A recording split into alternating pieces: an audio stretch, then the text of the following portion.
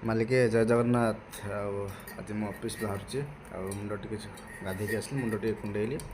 ଆଉ ଜଷ୍ଟ ଏବେ ବସିଲି ଟିକେ ସାର୍ଟଟା ଆଇରନ୍ କରିବା ପାଇଁ। ଜଷ୍ଟ ମୋଡ଼ି ହେଇକରି ଥିଲା, ଆଉ ଟିକେ ଜଷ୍ଟ ଟିକେ ବେଶୀ ନାହିଁ, ବେଶୀ ହିଟ୍ ନାହିଁ, ଏଇଟା ଅଟୋମେଟିକ୍ ଅଛି। ନର୍ମାଲ୍ ଟିକେ ଖାଲି ହାଲକା ହାଲକା ଟିକେ ମାରିଦେଲେ ସାର୍ଟଟା ପୁରା ଟିକେ ସାଇଜ୍ ହେଇ। ଆଉ ବେଶୀ ଇଏ করে ଦେଖନ୍ତୁ, ସ୍ଲାଇସ୍ ଖାଲି ଆପଣ ମାରିବେ, ବେଶୀ ନାହିଁ। ଯେ ମାରିବା କଥା ପ୍ରଫେସନାଲ୍ ମାରିପାରିବେ, କିନ୍ତୁ ଜଷ୍ଟ ହାଲକା ମାରି ଖାଲି ସାର୍ଟଟି ଖାଲି ସିଧା ହେବା ପାଇଁ ନୋଚା କଚା ହେଇଥିଲା। ଆଉ ମୋର ଆଇରନ୍ ଦିଆ ସରିଲା। ଆଉ ଦେଖନ୍ତୁ ସାର୍ଟଟା ପିନ୍ଧୁଛି, ଦେଖନ୍ତୁ କୋଉଠି ଦେଖାଯାଉଛି। ଆଉ ସାର୍ଟର ବଟମ୍ଟା ଦେଉଛି, ବଟମ୍ ଲଗେଇଦେଲି। ଆଉ ସାର୍ଟ ଦୁଇଟା ହାତ ଫୋଲ୍ଡିଂ କରୁଛି। ଆଉ ଫୋଲ୍ଡିଂ କରିବା କଥା ନୁହେଁ, ଖାଲି ଜଷ୍ଟ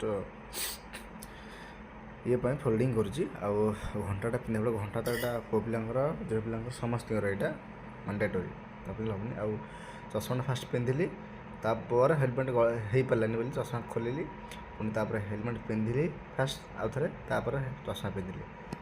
ଆଉ ଦେଖନ୍ତୁ ଏବେ ବାହାରିଲି ଚାବି ଧରିକି। ଆଉ ଯିବା ବୁଟ୍ଟା ପିନ୍ଧିବା, ସକ୍ସ ଅଲରେଡ଼ି ପିନ୍ଧି ଦେଇଛି।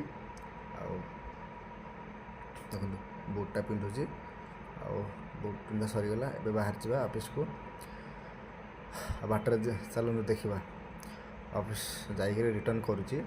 ଆଉ ଦେଖନ୍ତୁ ଖରା କୋହଳି ଭାବରେ ହାଲତ ଖରାପ, ପୁରା ଦେହ ମୁଣ୍ଡ ପୁରା ପୋଡ଼ିଯାଉଛି। ଏସିରୁ ବସିକି ଏସିରୁ ବାହାରିଲା ମାନେ ପୁରା ଦେହ ହାତ ପୋଡ଼ିଯାଉଛି। ଆଉ ଦେଖନ୍ତୁ ମୁଁ ଆସିକି ଘରେ ପହଞ୍ଚିଗଲି, କୋଭଳି ଭାବରେ ମୁଁ ଝାଳ ନାଳ ସବୁ ଓଦା ହେଇଯାଇଛି।